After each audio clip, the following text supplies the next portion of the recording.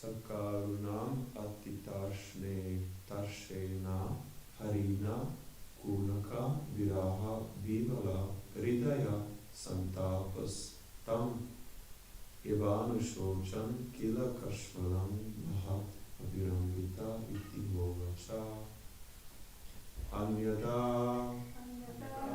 Sometimes not seeing the calf. Vrisham, very much.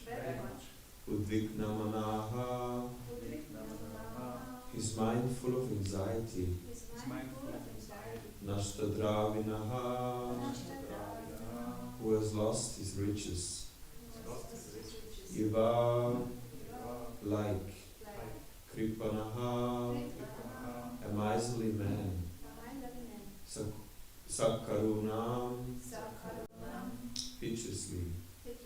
Atitarshena, with great anxiety. Harina Kunaka, from the calf of the deer. Viraha,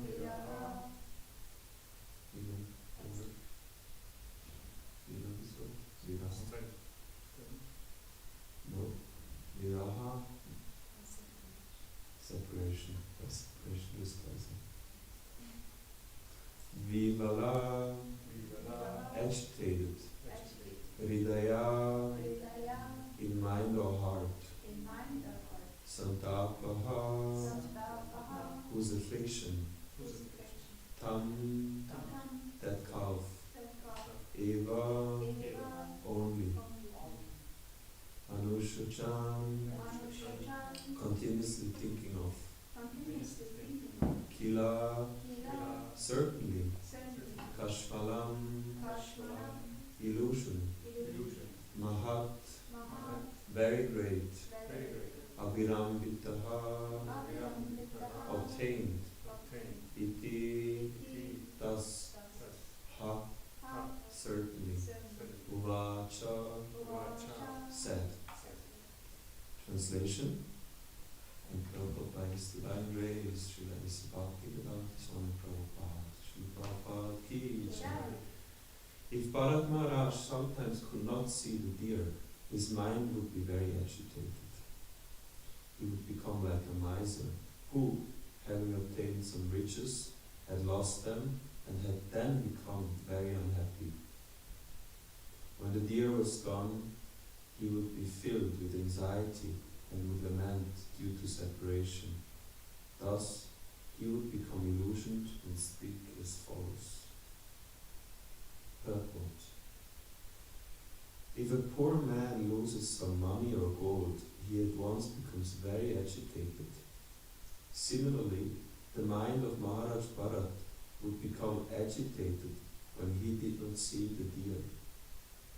This is an example of how our attachment can be transferred. If our attachment is transferred to the Lord's service, we progress. Srila Rupa Goswami prayed to the Lord that he would be as naturally attracted to the Lord's service as young men and young women are naturally attracted to each other. Sri Chaitanya Mahaprabhu exhibited such attachment to the Lord when he jumped off.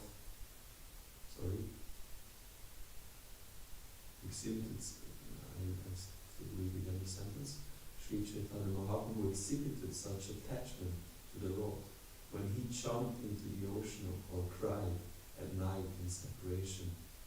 However, if our attachment is diverted to material things instead of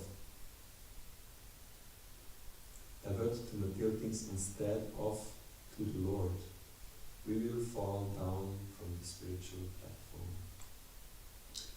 Om Jnana-timirandasya Gyananjana Shalakaya Chakshurun Militam Yena Tasmai Sri Gurave Namaha Sri Chaitanya Manobhishtam Stapitam Yena Bhutale Swayam Rupa Kadamayam Dadati Swapalantikam Vandeham Shri Guru Shri Yuta Padakamalam Shri Guru Vaishnavanscha Sri Rupam Sagrajatam Sahagana Raghunatam Vitam Tvam Sajivam Sadvaitam Savadutam Parijana Sahitam Krishna Chaitanya Devam Sri Radha Krishna Padam Sahagana Lalita Sri Vishakhamritanscha He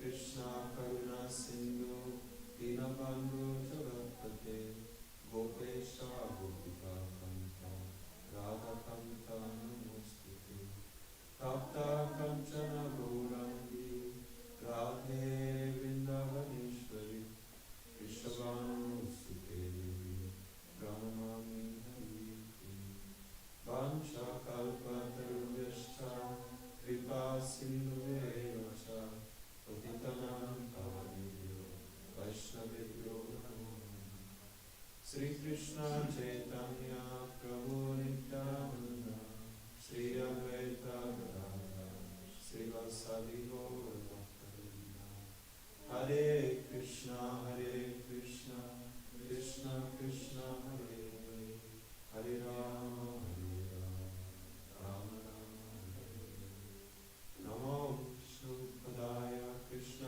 Pristaya Bhutale Srimate Bhaktivedanta Swami Nityananda Namaste Saraswati Deve Gauravani Pracharine Nirvishesha Shunyavadi Pashattare Shakarine.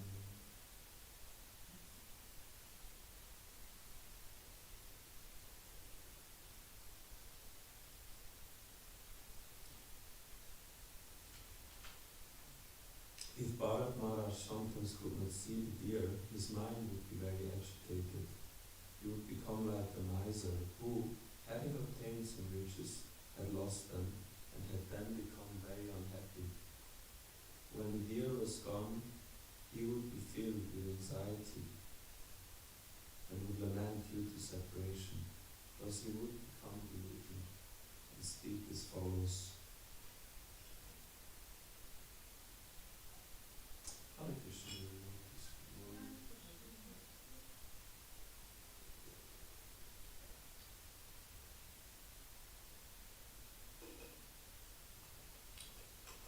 Today is also Bhishmashtami. Bhishma Dev left. Maybe we can speak a little bit about him also.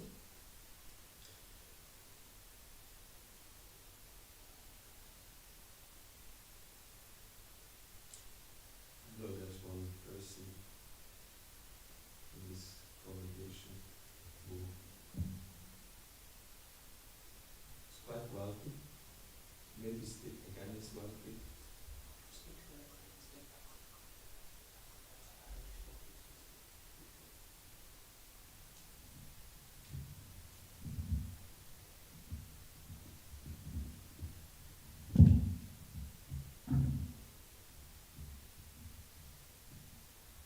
Terug. Ja, für dich, ja. Hare Krishna. Ich sehe niemanden aufgeregt.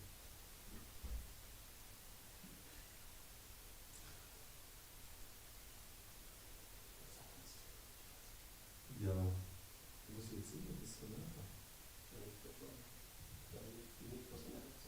Ah ja, okay. Probieren wir es noch. Vielleicht müssen wir mal so eins dazu tun. So eins, weißt du? Da gibt es so schon Seite. Das kann man noch bringen. Aber jedenfalls ist es besser, ja. Ja. Ich kann das mal anwenden. And this person, he was quite wealthy and then he lost everything.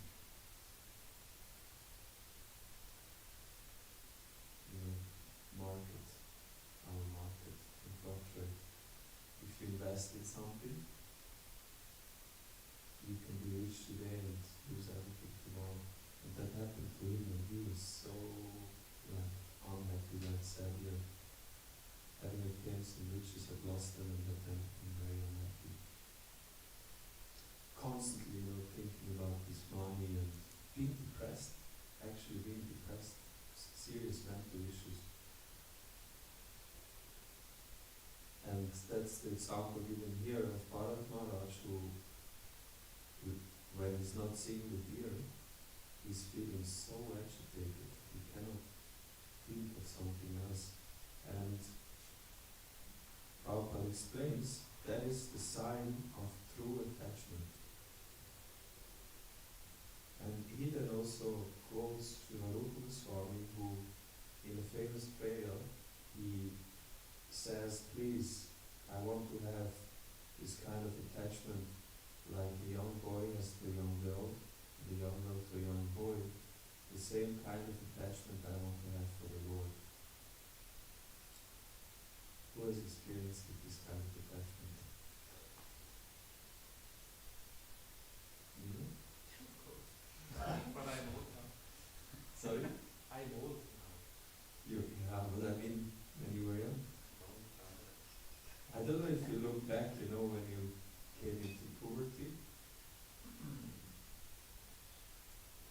It's not that you have to take some course or something to learn how to feel attracted to the opposite sex. It just happens very naturally. No need to do anything. It just happens. And it not only happens, but it's very strong, especially when you're in that young age. You can't even know, all these emotions, and of course that is very materialistic kind of attachment that comes from the body. Like, how is it possible that, if you think about it, the same person, like let's put me as an example. Me, as a 5-year-old, I don't feel any attachment and attraction at all to the opposite sex. Then all of a sudden puberty hits and you're like crazy. How? Why? Because it's the body. It's just some hormones, and of course also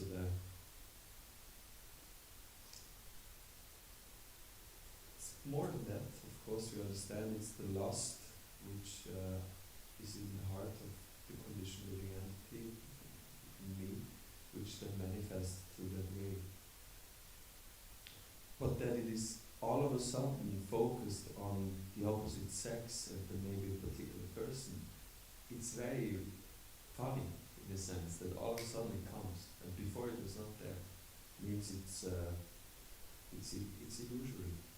It's only connected to the body. It doesn't have anything to do with the spiritual existence.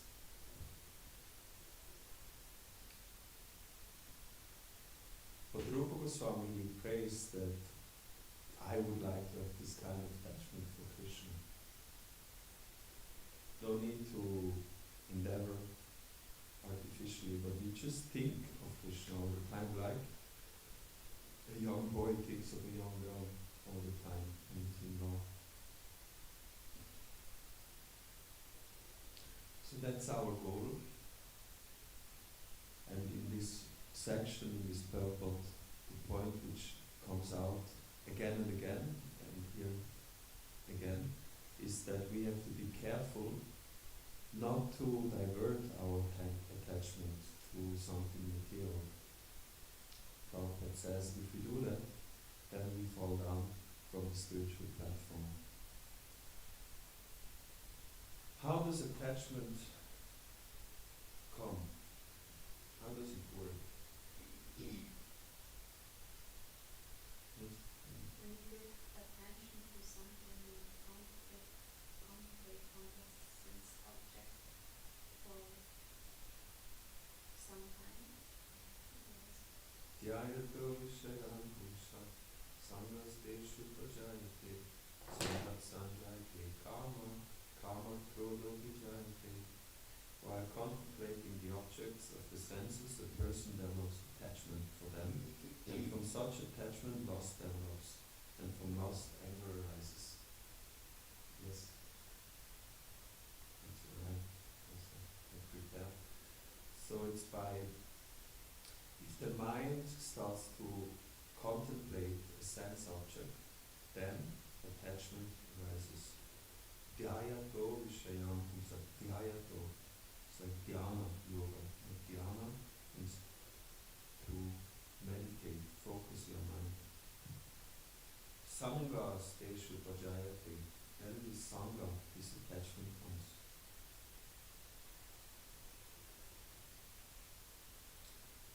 And this is materially as well as spiritually, it's the same.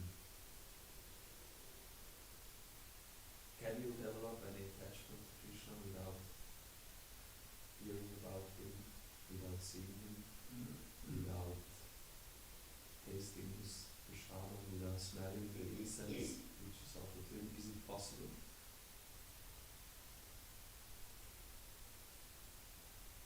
It's got more difficult. How? Now I'm curious to know, how is it possible? Just meditate. Focus on meditation. That's very difficult. Then how do you meditate then?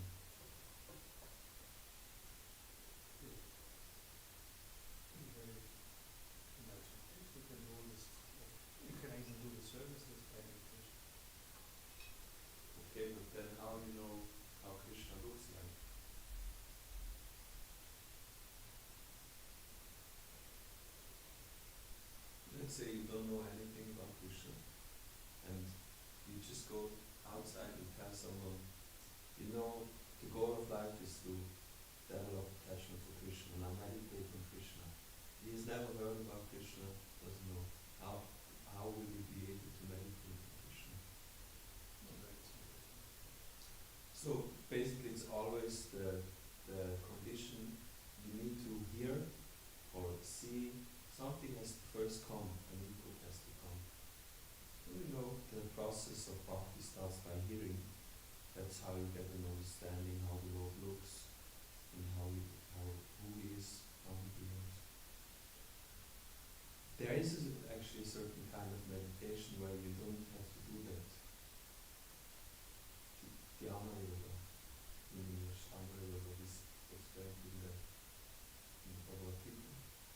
But there, interestingly, the yogi, he mechanically starts to pull the consciousness back from the external world inside by the eightfold system of yoga. First, he follows principles, and then he starts to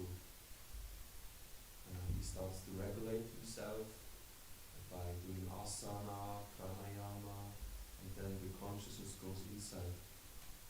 But he doesn't have any attachment to the Lord only until he actually sees the Lord in the heart. And then the attachment comes. And this is another process. We hear about the stages of yoga. When one does dhyana yoga, then the yogi, once he is perfect in his meditation, will be able to see Krishna seated in the heart, and when he sees him, then he surrenders to him and starts to practice bhakti. Because then he knows that he's the absolute, and he knows I'm the small part, and then he will surrender. But the attachment is not there before. That's why it is so dangerous also, this process, because if you practice, you can be very renounced, you can live in a cage, and for many years meditate, but once you have not reached that stage of realizing the Supreme Lord, if you fall down, you lose basically everything. And we know this story of Sobhari Muni, who was meditating, and he saw two fish having some kind of sexual intercourse, and then immediately his attachment was created, and he stopped his meditation and he went out. That's one reason why Bhakti Yoga is much more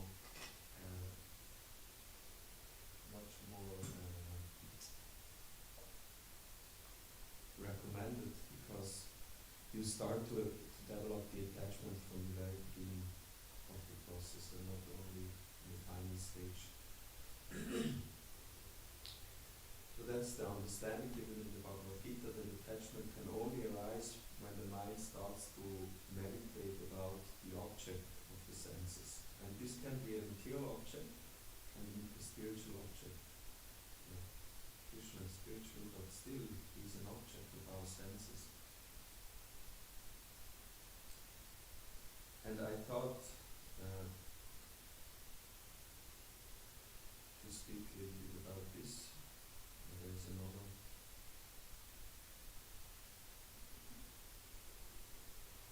quote in Bhagavad Gita which speaks about something interesting in this regard. And what's the verse in the third chapter? Karmendriyani samyamya yaiste manasa smaran indriyartam vinodhatma nityachara sauchyate. One who restrains the senses of action, but whose mind dwells on the sense objects, certainly deludes himself and is called a pretender. I would like to speak about this aspect of, since the mind is the actual center of our attachment,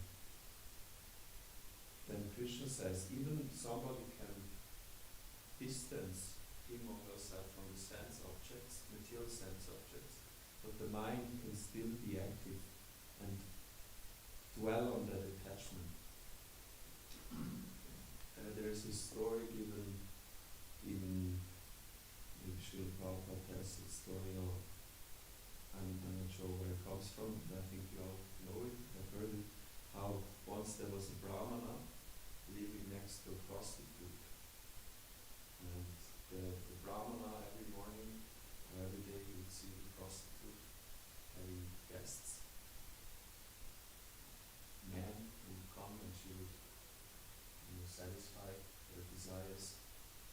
And that Brahmana was always very disturbed, and he thought, what kind of fallen person, she's always having sex with so many different men. He was always a little bit agitated by that. And the prostitute, she was also seeing the Brahmana, and she saw how he was doing his worship every day, worshiping Krishna, studying, chanting, and she was always thinking, he's such a special soul, fortunate soul, he's whole day worshiping the Lord and in the service of the Lord, and I'm so fallen, I have to engage in this very fallen occupation of prostitution. And then when the Brahmana left his body, he became a woman in his next life. And she actually went to the Lord because she was always internally meditating about the Lord. So from an external point of view, it might look that the prostitute, she had attachment for men and for sex life, and that the Brahmana had attachment for the Lord, but that was only externally. Internally, actually, it was the opposite. And that's basically what Krishna says here, that it's not really what's going on the level of the senses so much, but it's much more what's happening inside, in the mind. And I'm thinking of another story that comes, is the story of the two Buddhists who come to a river, and then they want to cross the river, and there's some woman who also wants to cross, and she's having a difficulty, so one of the Buddhist monks, he takes her on his shoulders and brings her to the other side, and then he puts her down, and then they continue on their pilgrimage, and after like 2-3 hours, the other monk tells his colleague, how is it possible that you could carry this lady on your shoulders? We are monks. You're not supposed to touch a woman. And the other monk's answer was, see, I was carrying her for 5 minutes on my shoulders, but you were carrying her for 3 hours in your mind.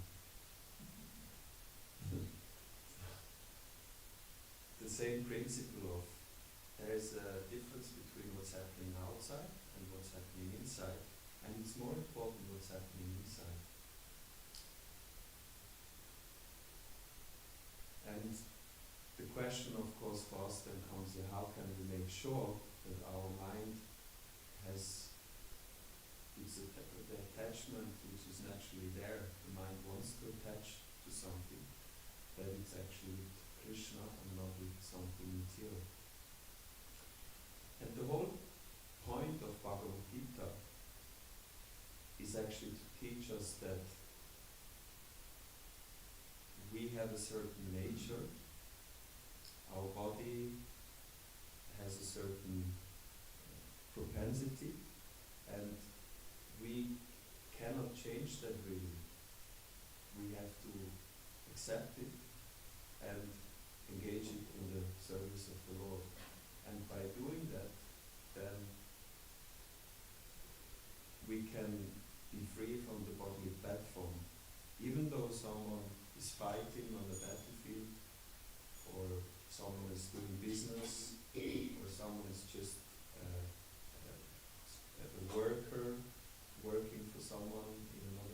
someone might be a housewife, a mother, and all of them are engaged externally in so many things.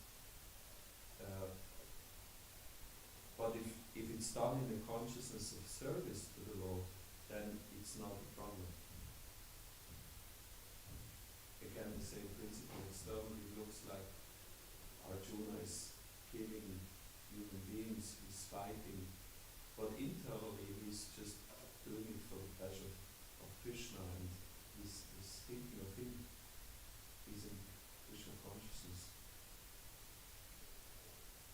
And it's a theme which comes again and again in the Bhagavad Gita, that we have to be very careful to engage ourselves properly in order to situate our mind in a way that it actually becomes peaceful, and in this way can think of the Lord. And in the 18th chapter, Krishna again points it out in particular to Arjuna. I'm going to read it to you in one verse.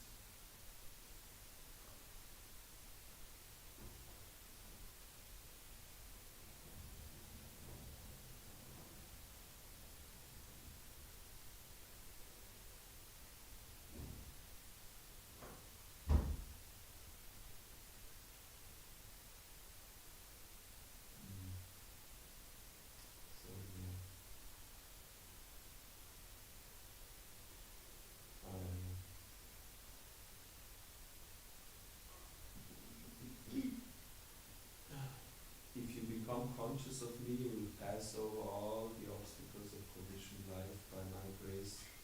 If, however, you do not work in such consciousness, but act through false ego, not hearing me, you will be lost. If you do not act according to my direction and do not fight, then you will be falsely directed. By your nature, you will have to be engaged in warfare. And false ego, so he's using that word twice, ahankara. We know ahankara means that I think I'm the doer. And these two things, two options we have: either we act and we exist on the basis of our ahankara, or we exist on the basis of Krishna, what he wants from us. That's only two options we have.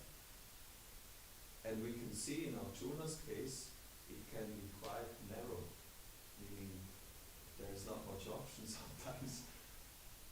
Arjuna, you have to fight, that's it. There is no, from my side, Krishna saying, from my side, that's your duty, you have to do it. You can't, if you do something else, it's not according to what I want.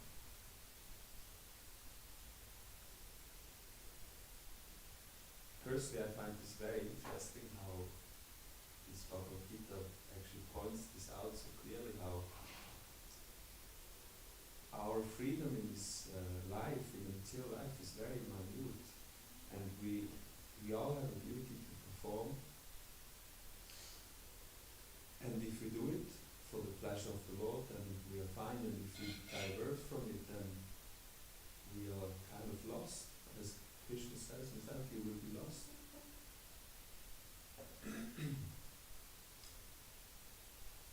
And that's the secret also Prabhupada says.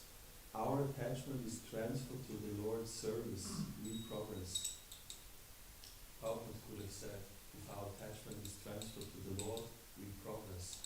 But he says, if it's transferred to the Lord's service.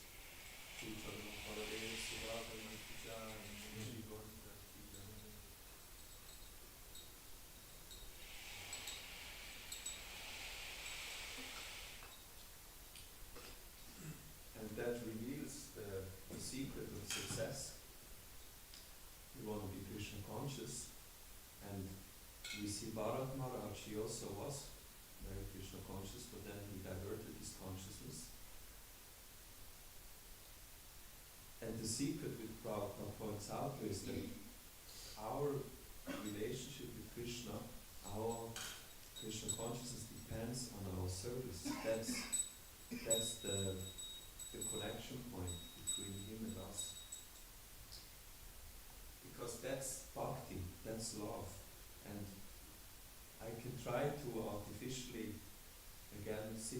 somewhere and stop all the activities outside and just meditate, only listen about the pastimes of the Lord and only chant, but it will not work like that, because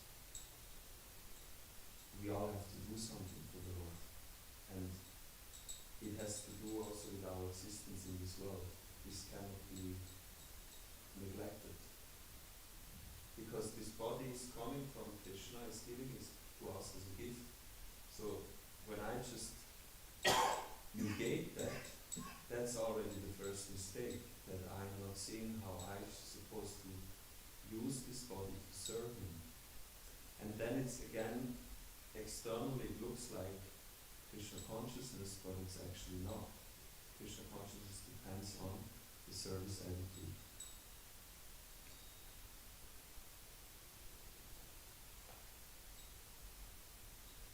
And yeah, that's teaching of Bhagavad Gita. And for this, naturally, we need some guidance. As points out Prabhupada, Paramaharshi, if he would have had guidance, then it would have been clear for him what is now his service to the Lord. And maybe that person would have told him, it's not to take care of that deer. Okay, we need to make sure the deer survives, but now you continue in your worship. So sometimes often we need someone who points out to us, okay, that's your service, that's how you're going to please the Lord, that's what He wants from you. And then it will be very easy to remember the Lord and develop our attachment. And doubt might come. It doesn't make sense. You know, Krishna consciousness, if I want to think of Krishna, I need time.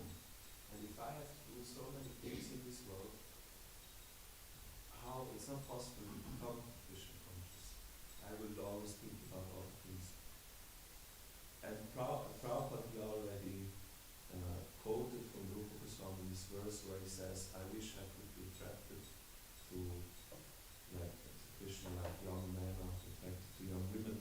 And there's another prayer, I think also from Rupa Goswami, where he speaks about the example of a paramour.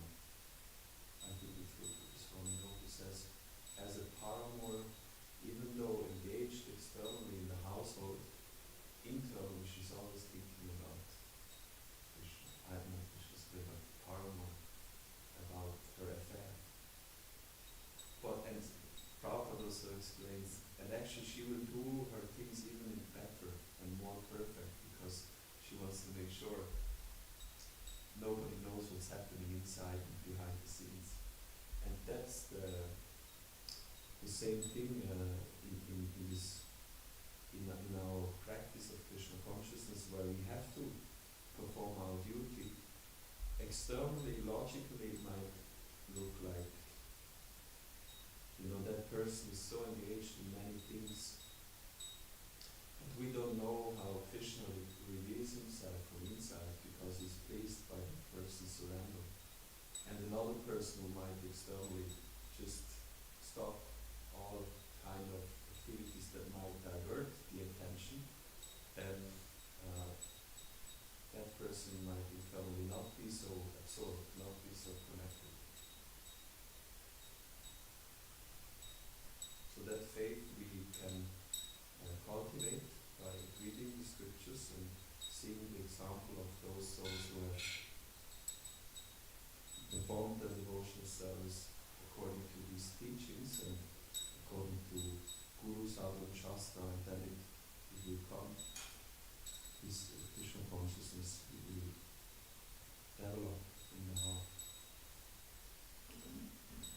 But of course, we also cannot expect that I can just go out into this world and confront myself with all kinds of situations and energies if I don't get some basic training in Krishna consciousness. It's not possible. And therefore in the Vedic culture also, before one goes and performs the duty and gets confronted with so many, with the world of matter, one first cultivates a very deep understanding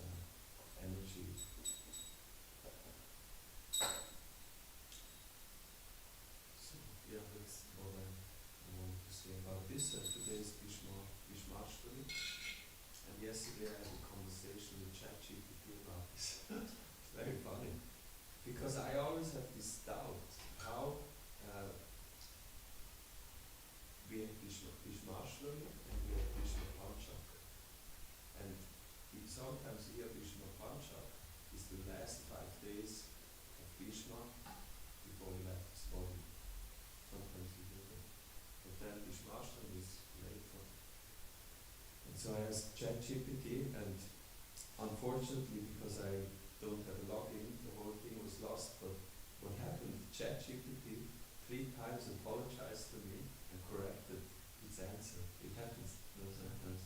Oh yes, actually you're right. I'm sorry. I have to clarify that a bit. And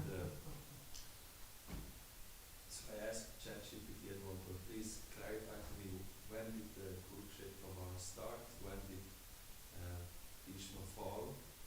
And when did he die? And he never got it right, basically. And I still don't have an answer. I remember last year already I had this question. I hope someday one will give clarity on this.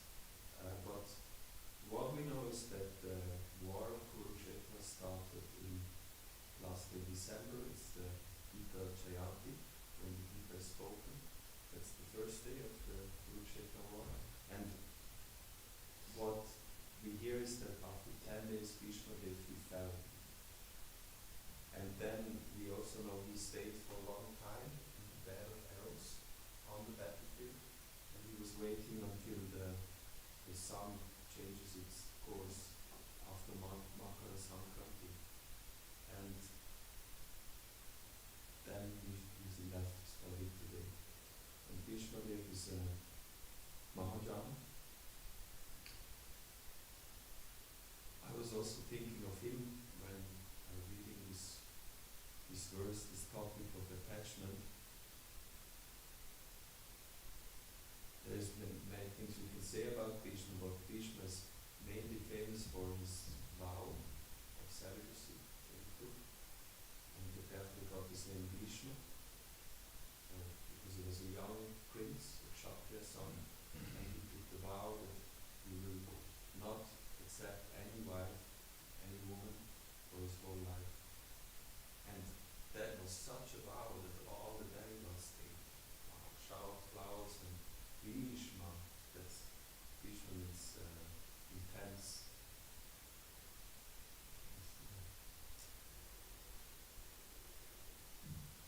And that's one thing, but then the other, especially for a Kshatriya king, or for a Kshatriya, that's very difficult, because a Kshatriya naturally has passion, and that means he has the opportunity to enjoy.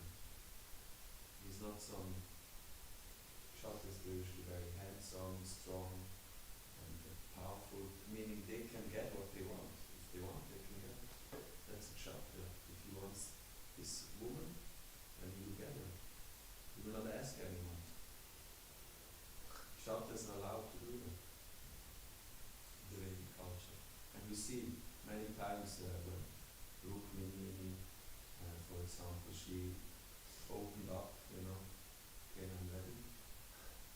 Then, no, it's not true. Rukmini was different there. They married her or wanted to marry her to Shishupal. But Sita Devi, they had this contest, and that's the Kshatriya culture. Then all the Kshatriyas would come and fight for a woman. And that's one thing, but the other thing is Bhishma lived for a long time. I mean, he was living in this palace, he was confronted with all the beautiful women, and all around him, all the other Kshatriyas, they were enjoying. But he just lived a life of celibacy. And that was really amazing. And that made me think how he must have a really genuine attachment to Krishna, which obviously we saw also on the Kurukshetra war. He was so there where his love for Krishna manifested. So glorious day, Vishmashtami, and pray to him that he blesses us. And I would like to end here. We have a few minutes left if someone has any comment or a question.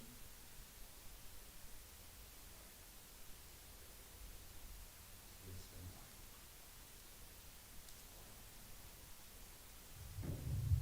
Thank you very much for the lecture. I just have a short comment.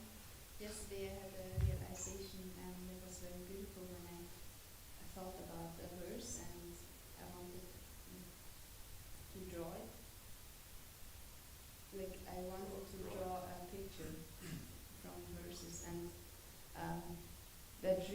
me absorbed. Like you were mentioning, if we are engaging our nature in the service of the Lord, you can be very happy in this service and you can be very absorbed. So I was also thinking about it more because I was listening to a lecture by Mukesh March yesterday, and he said, yeah, if your heart has reached, then actually it's not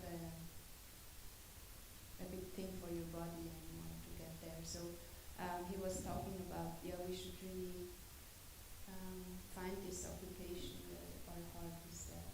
And then, yeah, it's actually very beautiful and natural that you will think about it, and it's very easy to be absorbed in this way. And the whole culture of Krishna consciousness is actually a culture of absorption.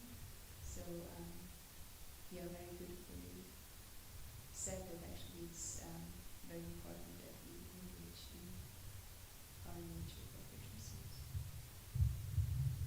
Thank you for sharing this experience of engage your nature. You're an artist, and once you do it, you're absorbed. And yeah, that's how it works usually, that if we engage our nature, Krishna Prabhu, for example, when he starts to write in the early morning hours, then he's in samadhi, right? He feels happy, you even get up, you like to get up early, and because you know I'm going to write and I like to do this. And we have to find this in our life. However, I want to just mention one point which can be a pitfall in this. And Krishna speaks about it in the Bhagavad Gita. He says that, I just want to read it to you.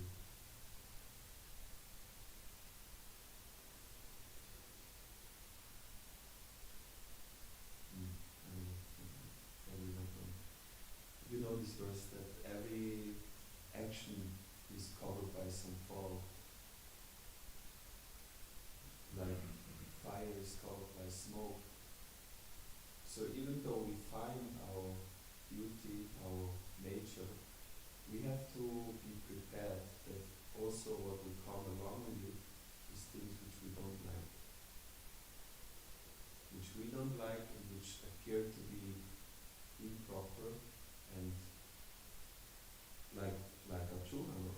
He thought, me killing now is not Krishna conscious. This is not good. And he didn't want to do it also. And to understand that in these times we need a good intelligence to do the right choices in our life and not divert. Because it can be a little bit a sentimental approach also, that we think performing my duty, it means everything will always be nice.